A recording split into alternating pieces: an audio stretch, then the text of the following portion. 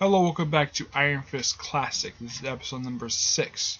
In this episode, we're going over issues 5 through 7 of Iron Fist, Volume 1. Okay? First up, Iron Fist, number 5. That's the look for it. The story is called When Slays the Schemer. The Scimitar, I think that's a Scimitar. I think that's how you pronounce the name. There's no change to creative team. I should know for that. Issue opens up with Iron Fist just leaning against a building. Something that normally Daredevil might do, but at least he's not swinging through the city. And he's looking for information on Colleen Wing, who was kidnapped in the last feature for Iron Fist from Marvel Premiere.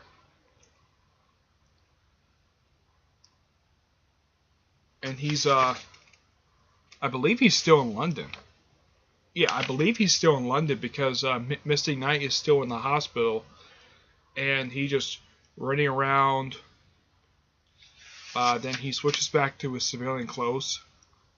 And then spots some muggers. Spots people attacking some redhead Irish guy. And he just swoops in, beats him up. Yep, he just beats up the people who are assaulting this redhead guy.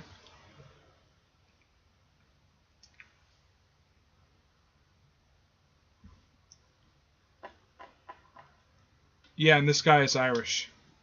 And the guy's name is Alan Kavanaugh. Now he is sort of a recurring character in this series, and this is his first appearance. That's him. This guy right here.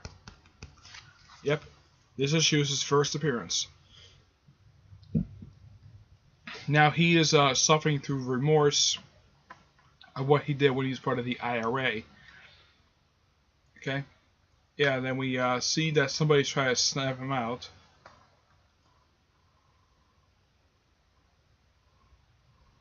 Someone named Rankum. And this guy here is supposed to be probably maybe the guy that goes after Danny. So Danny takes the guy home. Takes the guy to his, well, walks him home and sees that a friend of the redhead guy, David, sees a friend of his just hanging from the ceiling. And he gets attacked again. And while the smoke is going around, Danny changes into his Iron Fist outfit. Tries to take kind of whoever this guy is. And he is attacked by this guy. The guy from the cover. Schemer. Scimitar. Yeah. And he just, like, doesn't talk as, he just talks a bit and then they just fight.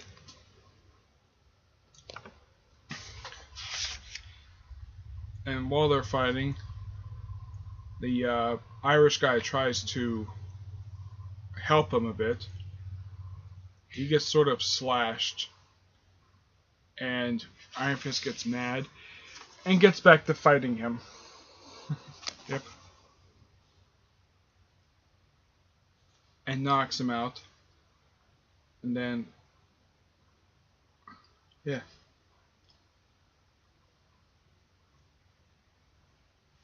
He says, "Did you actually try to stop him?"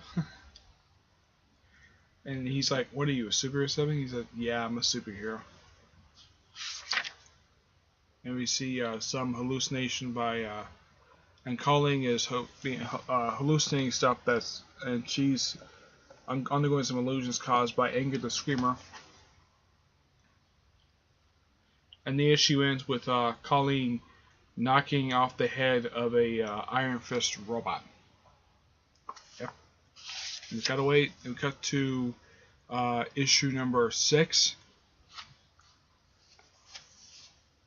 where it features Iron Fist's uncle on the cover. Yep. You see Yep. Iron Fist taking some guard. And just walks up to another guy.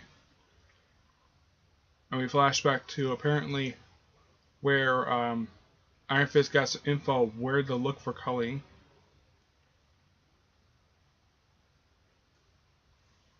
Well, it says it takes to see him off. Now, this is the issue I wanted to talk about for a while. Because, well, first we see Misty is in this plane. And the plane is actually sort of a private jet owned by this guy, Jerry Hogarth, making his first ever appearance. Now, yes, I do know that this is the same character that's played by Carrie-Anne Moss, who played her in the played this character in the Jessica Jones Netflix series, and it's going to play the character again for Iron Fist. Though pretty much it's essentially the same character in some way, except they changed it into a woman, changed him to a woman, and made the character lesbian. Okay, I don't have really a problem with it. I mean, yeah, he is a supporting character of Iron Fist, but it's not really a really big problem. As long as Iron Fist is not changed to a guy. If it's one of his supporting characters changed to a woman, I don't have a really big problem with it at all. And he reveals that he's the one who owns the plane, and he's the one who hired Misty to look after him. And also, he was a friend of Danny's father, Wendell Randall. And he tells them to actually, he says, and you talk about his inheritance, and Danny's like, what? What inheritance? And it turns out that he actually, because the fact that he owns 55% of the company of Randall Magnum, and that his inheritance is $500 million. Which makes Iron Fist one of the most wealthiest men in New York City. Or at least one of the most wealthiest people in the Marvel Universe. And he's saying this while Danny's getting a haircut. Yep, he's giving himself a haircut by a gorgeous woman.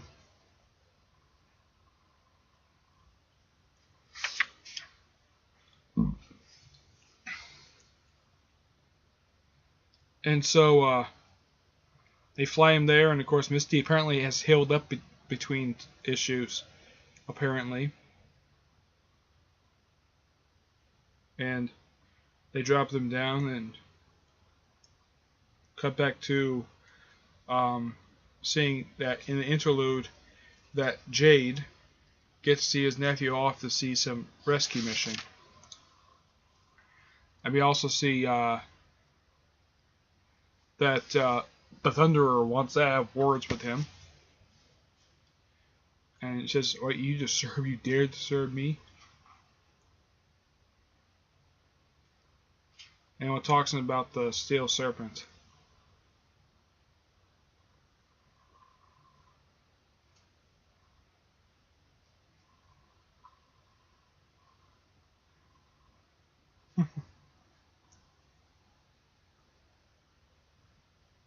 Yeah, he's upset he should have been told his heritage. And everyone's upset about it, and they slice at him, and he leaves.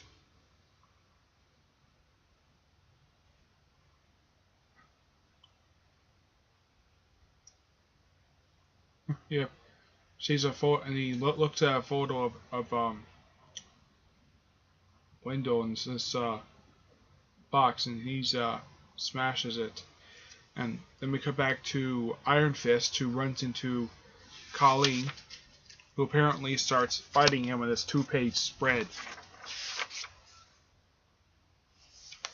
And they fight. All because of the illusions caused by Anger the Screamer. They thought we were friends. Now, despite the fact that on the cover they claimed that Iron Fist might have been in love with Colleen, he never fully states it at all. that he's in love with Colleen. He grabs a hold of her, gets her to sort of remember the stuff on this one-page spread. All the stuff that's happened, including remembering all the other stuff. And of course, he gets Misty back, and then and then the issue ends where he's about to get his head cut off for Master Khan.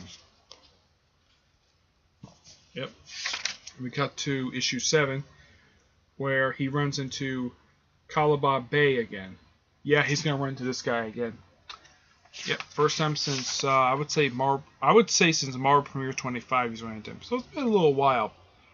So issue opens like Iron Fist about to get his head cut off.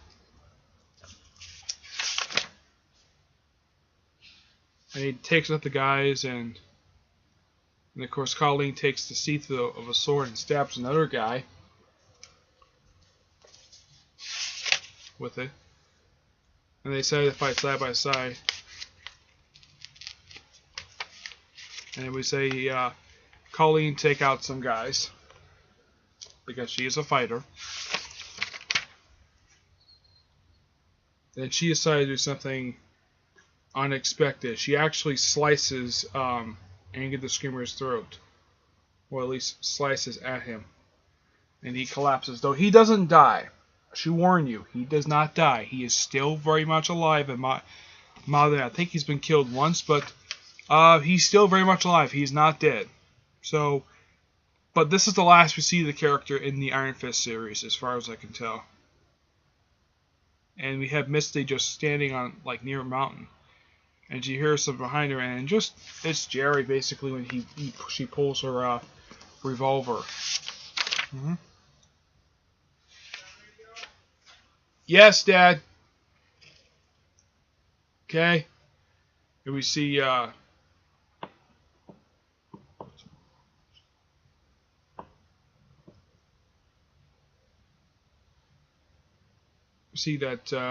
Jerry has prepared some breakfast on the plane. Misty is not hungry. I think she should eat. And he says if anything happens to Rand, if he dies, what happened to Rand Fortune? Basically, how it's explained here is that most of it will go to public charities and him, so he gets a portion of the fortune. And despite the fact that, and she doesn't want Danny to die, even though he wants her to have some breakfast. And of course, we come back to Iron Fist, where he runs into Kalaba Bey, who was actually more dressed than he was in his first appearance. And they actually have a one-page fight. Oops. Yeah, and they have a one-page fight. And then he goes after Master Khan and fights him. And he's sort of just live explaining that he was the one who basically was behind the death of the parent. Like, okay, Dad.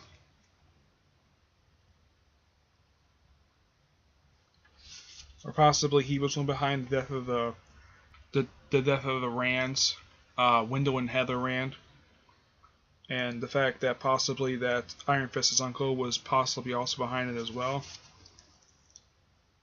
And they also talk about the ninja.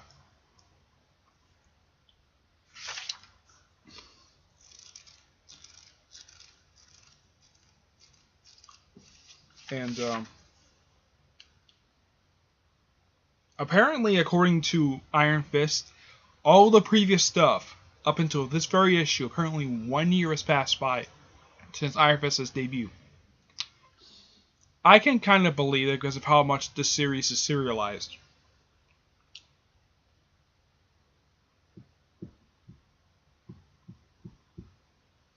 He just keeps, and this guy keeps talking and talking, and then Iron Fist is like,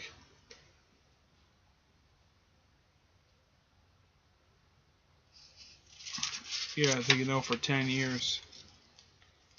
You think he's a killer, but instead he just takes out Khan and fights him in this page, and then the issue ends with, well, just cuddling, just putting on a robe and